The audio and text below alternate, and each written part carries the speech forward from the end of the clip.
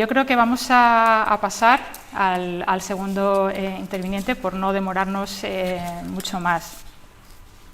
La siguiente persona, una broma en la que hemos estado antes hablando, es pues, bueno, el único no académico integrante de esta mesa, aunque yo también me encuentro con él. Me encargo yo.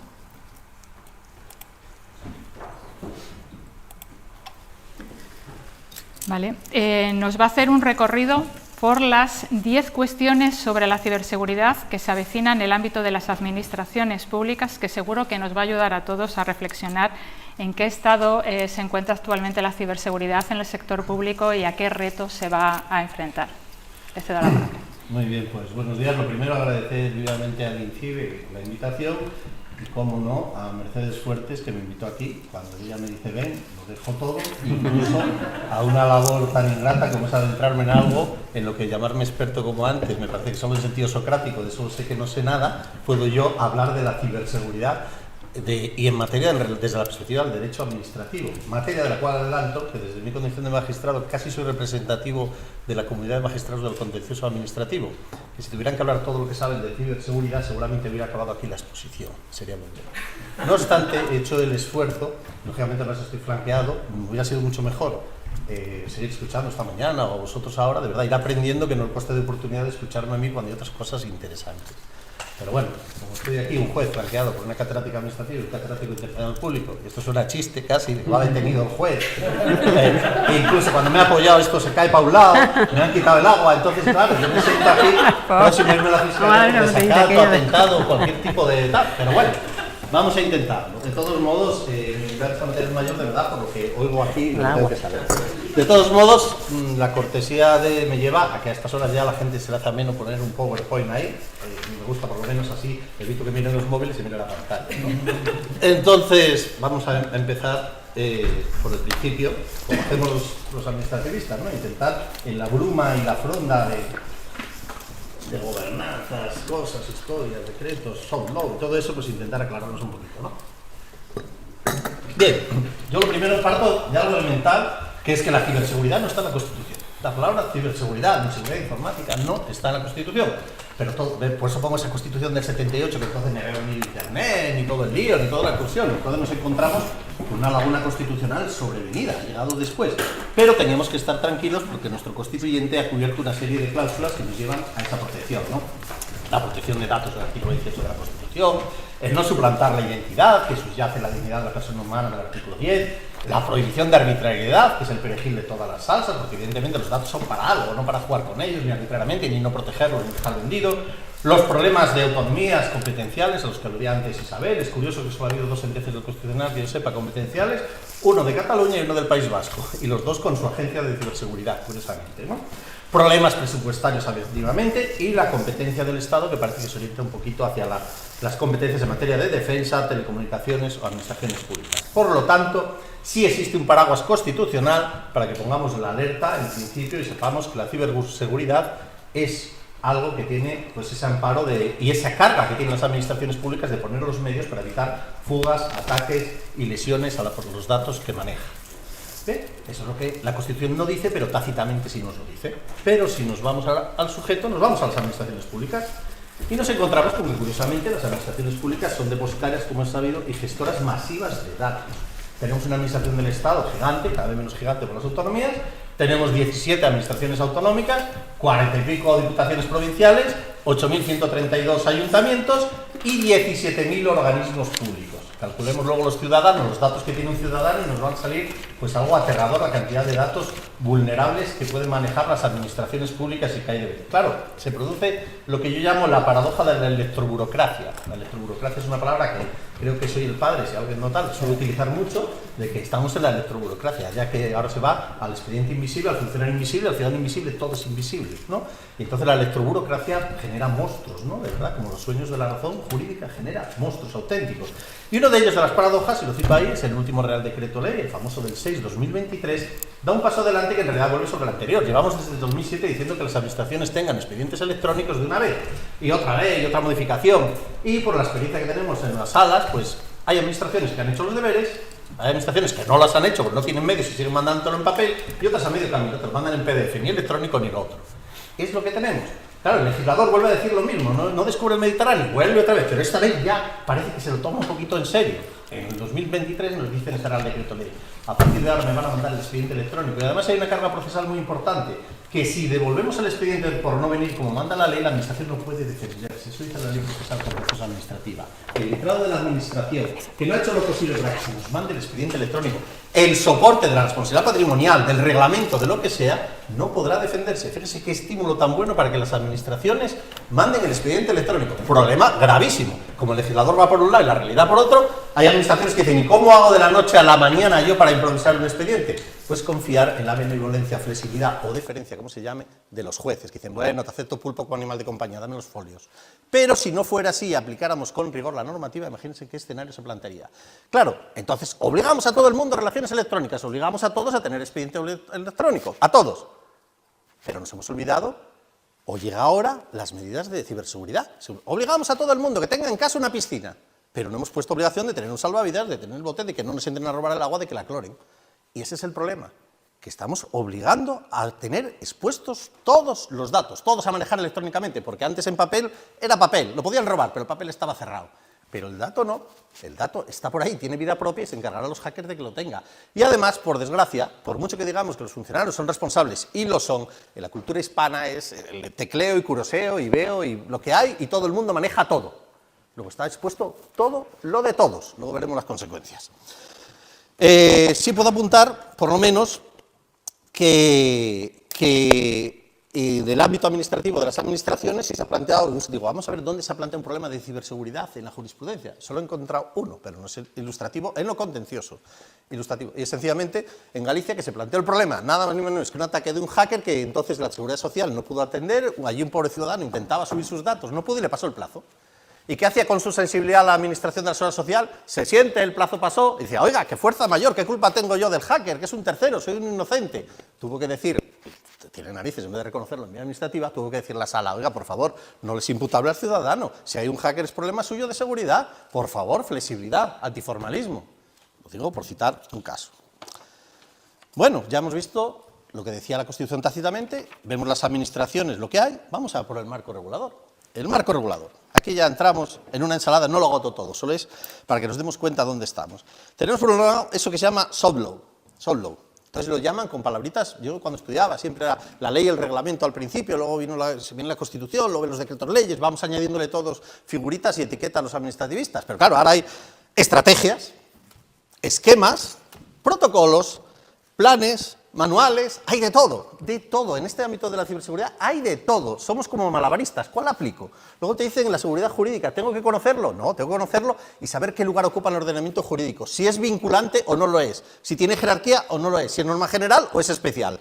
No hay manera, porque además si cogemos estos documentos, los hay muy imperativos y claros, pero hay otros que hay remisiones recíprocas, hay otros que solo ponen fines, hay otros que no se sabe ni quién los aprueba, dicen, lo aprueba el gobierno, no se sabe, de verdad, es un ámbito que lo tengo que decir alto y claro, ya que se está grabando, que convendría clarificar un poquito el tema, pocas normas, como decía el Quijote, y claritas, ¿no? Los principios de buena regulación, por supuesto, que marca la ley nuestra de régimen jurídico, por supuesto, esos no existen en este ámbito de la ciberseguridad, no existe. Aquí se improvisa, hoy sale un orden ministerial, mañana probamos que sale muy bonito un código de agencia, lo que sea, un plan, y nada, vamos aprobando normas que aplicarlas, eso es otro problema, eso no nos preocupa. Por supuesto, está el tío Europa, el derecho europeo, muy respetable, por supuesto, que quizás es el único que está llamado a poner un poco de orden en esta cuestión en todos los estados, porque hay una fuerza centrífuga que tenemos cada administración, escaparnos de las normas, a sobrevivir, buscar la paz social y nos importa todo un higo, con perdón. En cambio, hay la fuerza centrípeta que hace la Unión Europea de poner un poco de sensatez. El problema es que pone sensatez y dicta unas directivas y nos deja a cada Estado, bueno, nos deposita la confianza en que lo desarrollemos y que hagamos bien los deberes. Y a veces no se hacen los deberes o se hacen tarde. Bien, el Reglamento de Ciberseguridad del 2019 y luego, por supuesto, maravillosa la Declaración Europea sobre Derechos y Principios Digitales del año 2003. Bueno, si ahora miramos hacia el derecho interno, ¿qué nos encontramos? Pues también un montón de normas, ¿no? La del 2002 del Centro Nacional de Inteligencia, la Ley Orgánica de Protección de Datos 2018, aquí empezamos ya con las palabritas, la Agenda España Digital 2020-2025, yo antes pensaba que la agenda era otra cosa, pero bueno, ahora tiene rango normativo, pero si no, hay un plan de digitalización, porque la agenda es una cosa, pero luego viene el plan de digitalización, y además ambicioso, desde 2001 al 2015, eso en su día, ahora hay otro, y luego una carta, porque hay que hacer una carta de derechos digitales de España del 2021, como veis, hay agenda, plan, carta, todo se va acumulando en la mesa de alguien. Luego dicen, oye, aplícalo, dice, ¿por dónde empiezo? ¿No? Son los platos de un restaurante, te los van poniendo de todo tipo, de nueva cocina, tradicional, casera. Entonces yo no lo veo tan claro. Donde lo veo claro es en el Real Decreto 2021 de actuación pública por medios electrónicos y el Esquema Nacional de Ciberseguridad, que es otro reglamento del 2022. Dos normas claritas, precisas, que nos van a hacer pasar a los hechos, porque aquí hay mucha palabra, y entre la palabra viene después, y hay que llevarla y trasladarla a la realidad, a los hechos, y ahí es donde empiezan los problemas. ¿Quién tiene que hacer todo esto? Pues para esto también hay una regulación, por supuesto, de unos órganos. Está el INCIBE, que es una empresa pública, ¿no? Ahora va a cambiar, por cierto, haciendo la papiroflexia que hace con todos los organismos públicos del Estado, pues ahora lo va a cambiar a ente público empresarial, luego lo llamará agencia, sabe Dios el qué, no lo sé. Estaba el Centro Nacional de Inteligencia, el Consejo Nacional de Seguridad. Aquí todos los organismos meten el cucharón en la ciberseguridad. Lo que pasa es que no sé cuándo tropiecen con el cucharón, y más cuando haya que ejercer competencias vinculadas a la potestad y autoridad pública.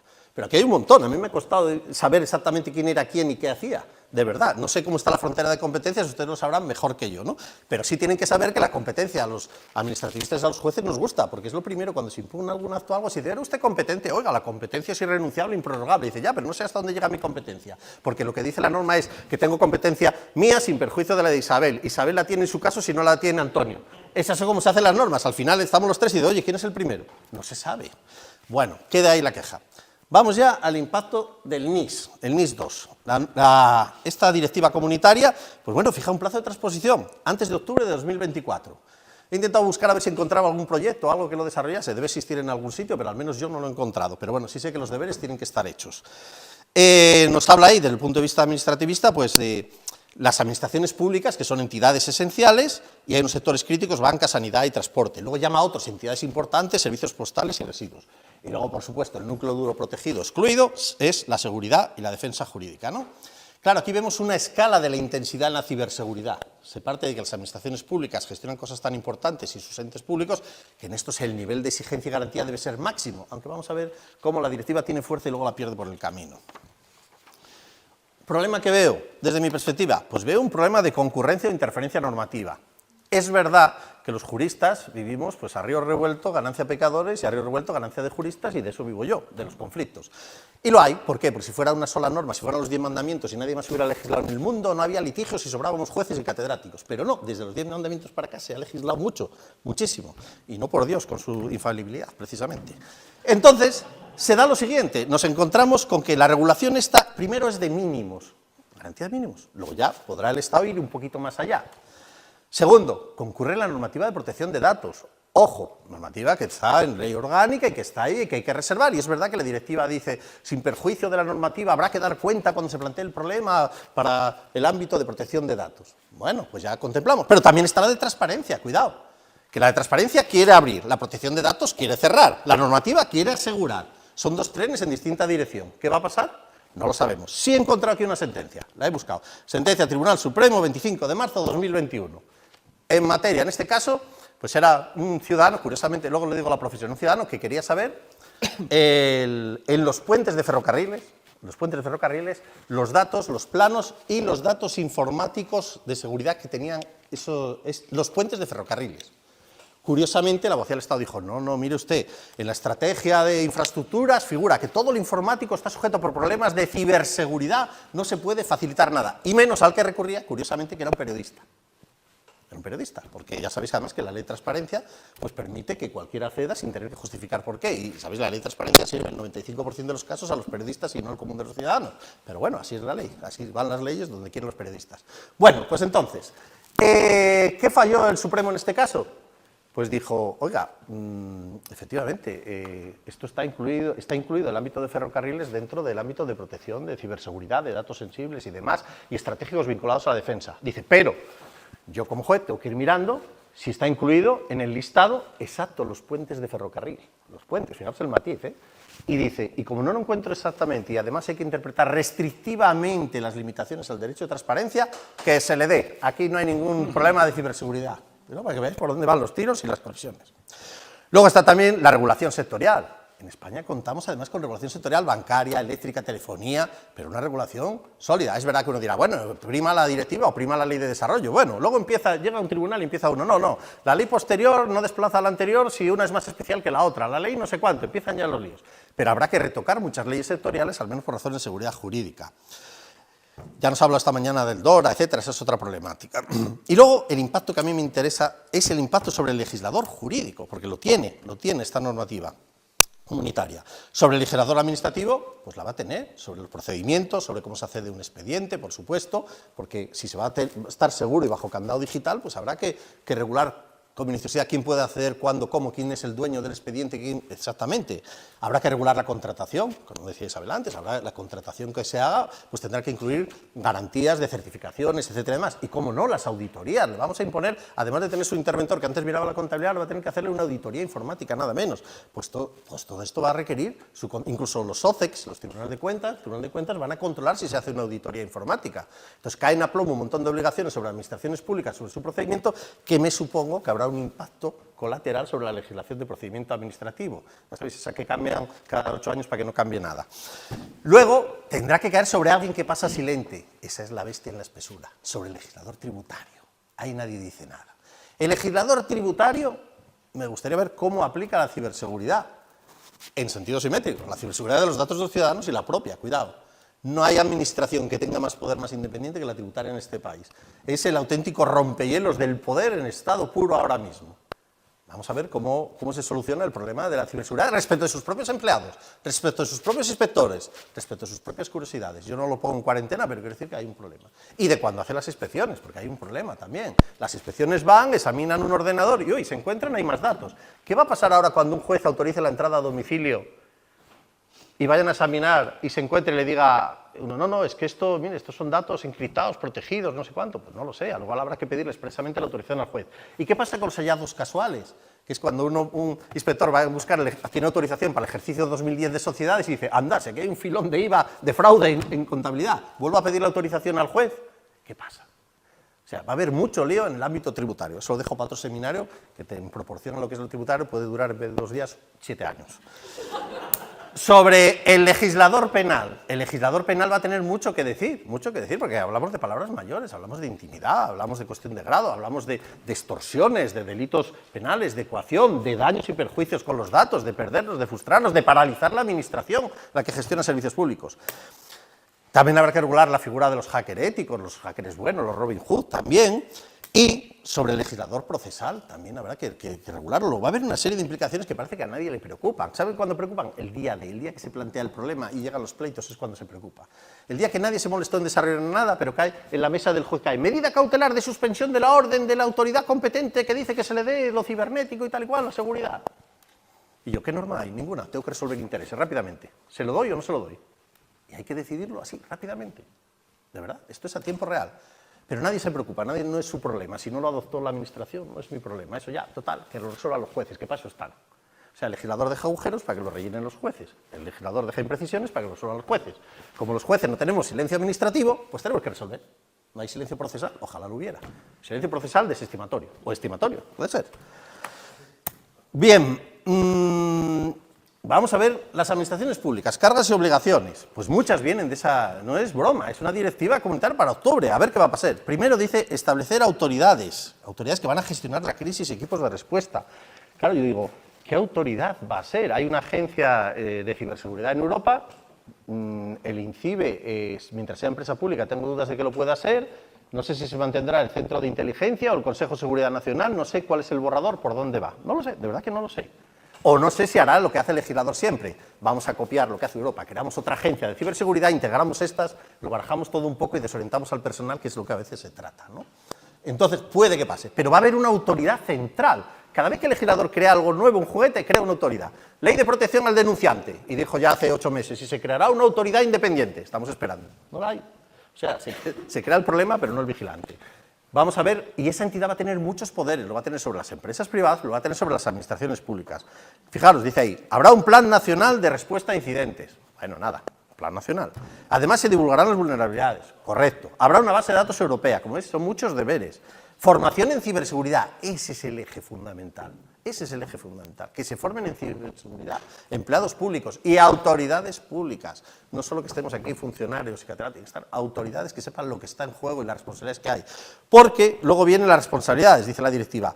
Tienen que aprobar medidas de gestión de riesgo de ciberseguridad. Recordar que hablábamos de las entidades esenciales que son las administraciones públicas en este momento, que se establece que puedan ser considerados responsables, el deber de notificar los incidentes a toda velocidad, una alerta a las 24 horas, a las 72 horas de notificación y al mes el informe, y luego que se utilicen procesos certificados, ¿no?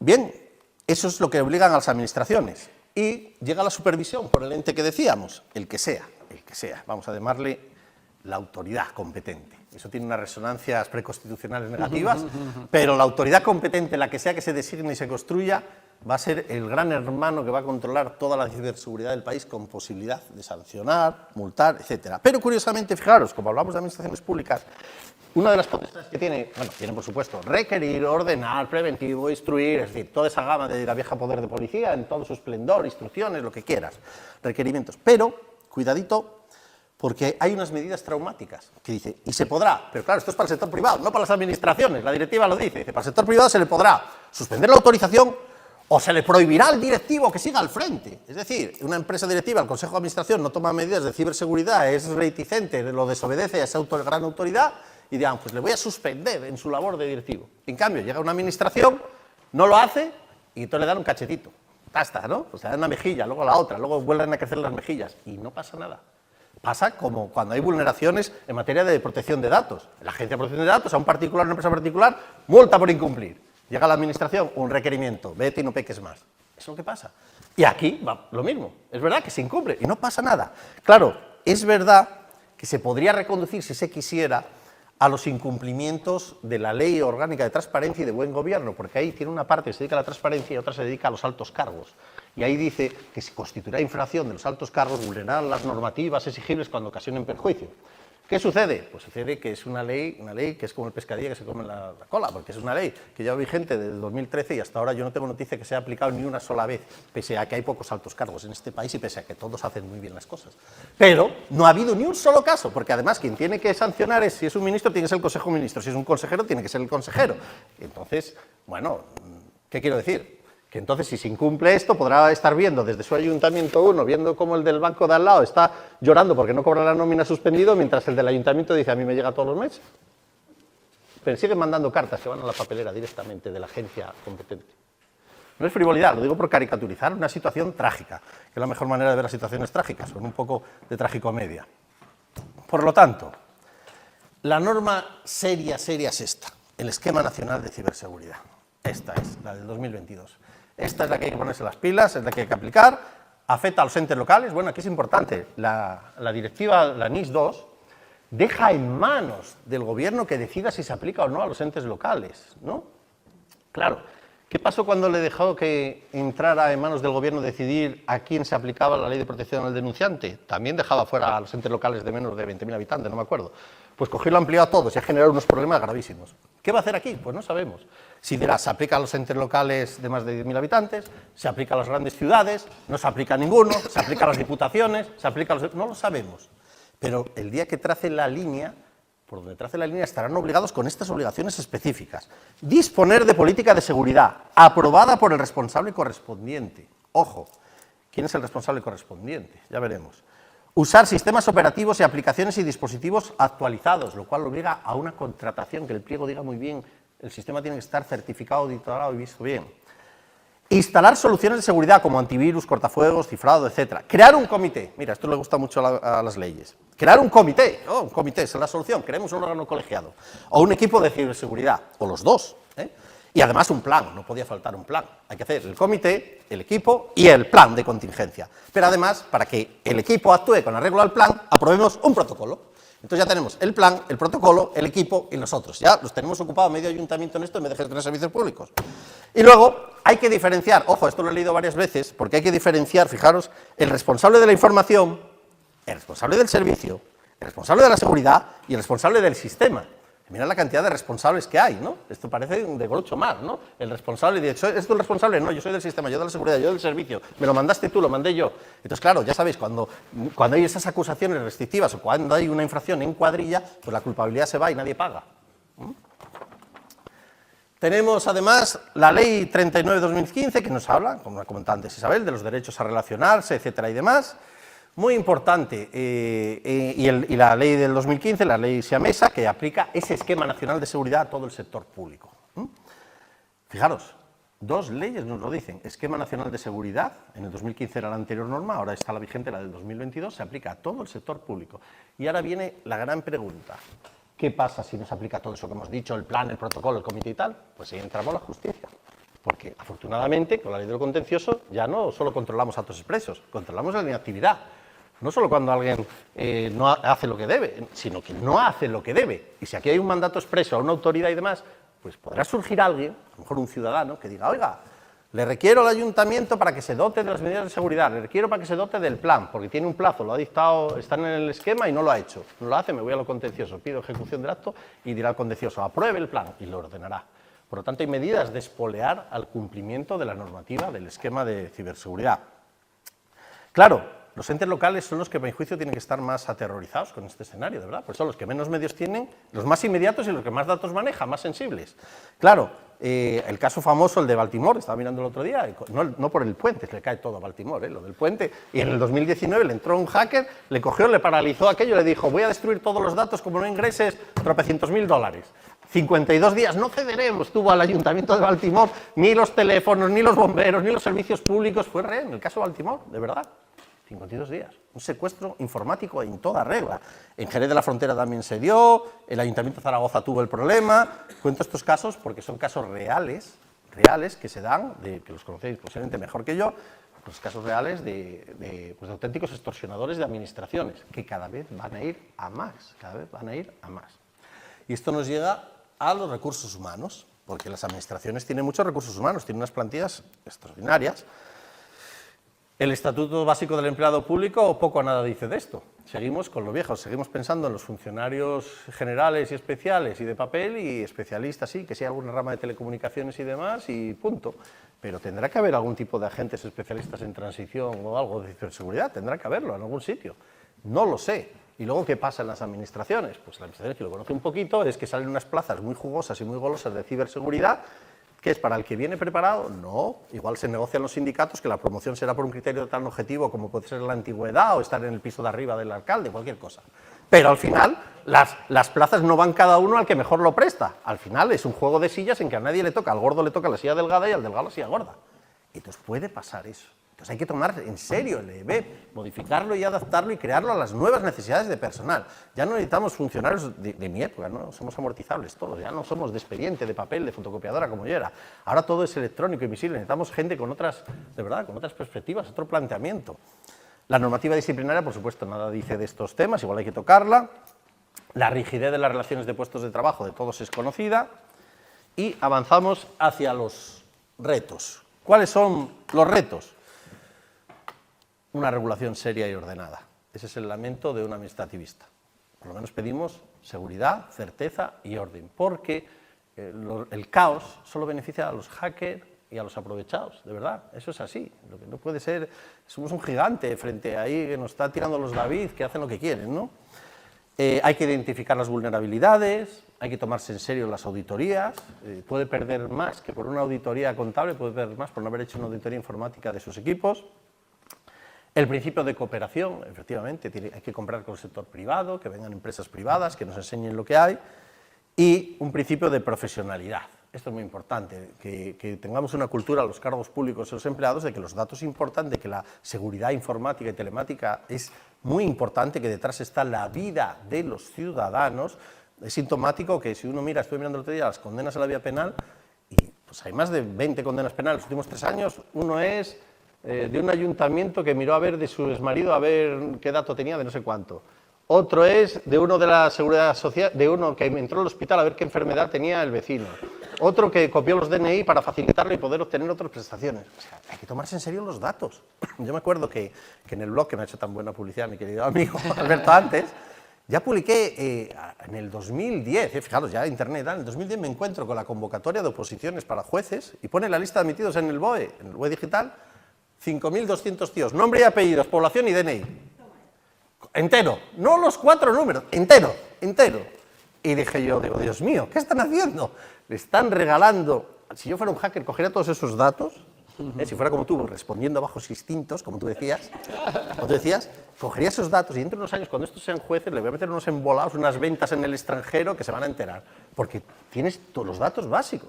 Y ya entonces, ya había administraciones que utilizaban los 4 últimos números. Y digo, fíjate qué ejemplo, el Consejo General del Poder Judicial, bueno, claro, es la trayectoria que sigue cada uno en su vida, ¿no?, de su órgano.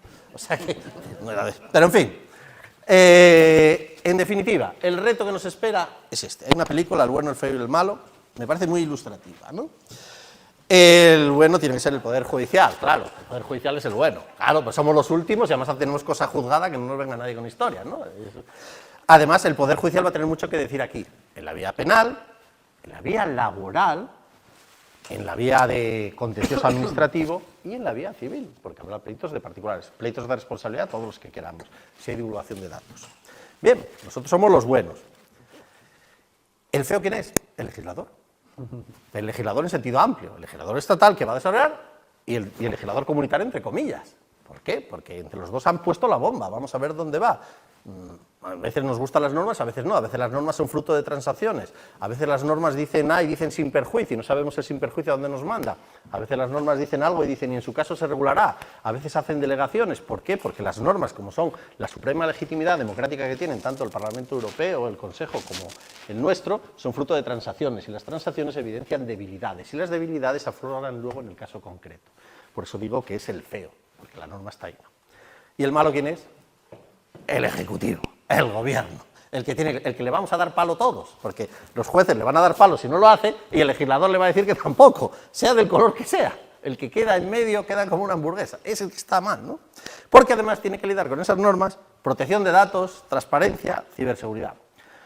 Al final, yo me remito casi siempre a la esencia de toda la administración. Yo antes era muy positivista y hasta la frialdad y la dureza, ¿no? Pero me he vuelto, de verdad, casi naturalista en sensibilizar al derecho administrativo, humanizarlo un poco, ¿no? Creo que todo es una cuestión casi de moralidad administrativa. Tenemos que volver un poco al derecho administrativo que sirve al ciudadano, que busque y tal. Entonces, lo primero, el principio de buena administración, que es un principio que, ¿sabes?, el nuevo paradigma. Antes para mí me parecía una zarandaja, ahora soy converso, entonces lo defiendo mucho, con los radicales que se convierten. El principio de buena administración es entender que el derecho administrativo sirve para algo, está para controlar el poder, pero en favor del ciudadano, e interpretar que si se sirve al interés general, hay que servir a todos y cada uno de los ciudadanos, en caso de duda darle facilidades, antiformalismo, claridad, seguridad, eso es. Segundo, lealtad institucional, por supuesto, del alto cargo y del funcionario, no la cultura contraria a lo de Kennedy, que decía, yo no le preguntes a tu país lo que puede hacer por ti, sino qué puedes hacer tú por tu país. Eso tiene que hacer el político y el funcionario, no el parasitismo a que nos tienen acostumbrados en algunos sectores, que cada uno va a la administración desde su punto a ordeñar todo lo que pueda. Pues no, hay que ir con sensibilidad y saber que lo que se maneja es cosa seria, los datos que se manejan es cosa seria. Tercero, coraje interadministrativo. Tiene que haber coraje interadministrativo. ¿Por qué digo eso? Acabamos de ver el esquema de interseguridad. Va a haber un montón de obligaciones para administraciones públicas y ayuntamientos que ya estaban. Unos harán los deberes y otros no. Cuando las administraciones actúan, ¿cuál es la administración de tutela? Palabra que no gusta, pero que está ahí. Pues la administración estatal y la autonómica. ¿Qué tiene que hacer cuando se adopta un acuerdo negativo? No, requerirla, decirle que la ilegalidad y si no ir a lo contencioso para obligar a que el ayuntamiento haga los deberes. ¿Cuántos requerimientos de ilegalidad ha habido en este país desde 1985 hasta aquí? Pues no sé, se pueden contar con los dedos de la mano de un manco. Pocos. Pues por favor, hagamos la tutela, no dejemos en mano del particular, sobre todo cuando no hay legitimación, que es una barrera indebida que hay en nuestro país. No hay, hay legitimación para si uno pone ahí una chabola ahí al lado de Papalaguinda, pero no hay acción pública para si hay un contrato mal hecho que no deja descuidada la ciberseguridad. No hay acción pública para ver si hay una subvención otorgada con corrupción. No hay acción pública, ni siquiera el fiscal la tiene. Entonces la legitimación, eso hay que cambiar si queremos creernos esto. Y finalmente, evitar que el control se convierta en un fin en sí mismo. Porque claro, a ver si vamos a poner las medidas de control de ciberseguridad para controlar los datos y a lo mejor ponemos tantos escadados, tantas cadenas, tanto control que al final pues hemos matado la gallina que pensábamos proteger. Al final descuidamos la administración y se convierte en un fin en sí mismo. No, el justo equilibrio está en el acierto. Con esto ya podéis aplaudir.